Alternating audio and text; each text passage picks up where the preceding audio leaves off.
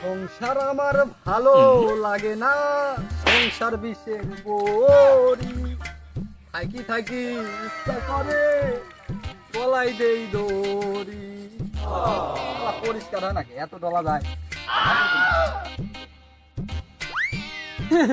কিরে ফয়সাল নাকি? আই রে দুঃখ রে, 2 দিন ধরে বিয়ে করি তুই হয়েছে বইয়ের গোলাম, এখনই হাড়ি পাতিল মারতেছে। আই রে দুঃখ পুরুষ, এই কি বলে পুরুষ? ছি! ভাই কি কব দুঃখের কথা, হৃদয় দিলেন ব্যথা। এখন বউটা মাছ দিয়ে দিলি, বলে যা মাছ দিলে আসো গা, তারপরে এসে ভাত খাও না।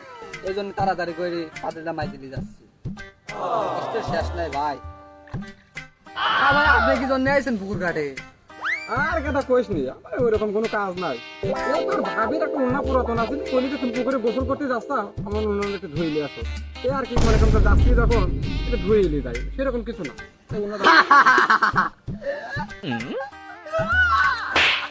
ও তাহলে আপনিও বউয়ের গোলাম ভাই? না রে গাদা, তুই যা মনে করতেছ তা না, আসলে বইয়ের গোলাম না, বুঝছিস?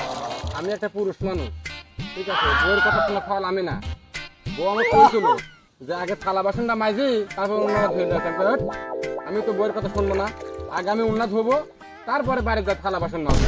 বুঝছি ভাই বুঝছি, আপনি কিরকম পুরুষ মানুষ বুঝছি ভাই। থাকেন ভালো করে দেন ভাই, পরে যেন ভাবির কিল খায় না। আসলে ভাইরে তুই বুঝলো না, কি করবো ভাই, আমি আর তুই না।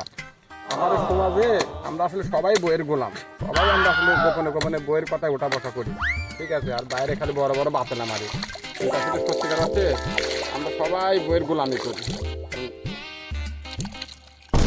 যাই, এটা তাড়াতাড়ি লাইরে দিয়ে আসি, লাইলে কফাটা বা ঝাঁটার বাড়ি আছে।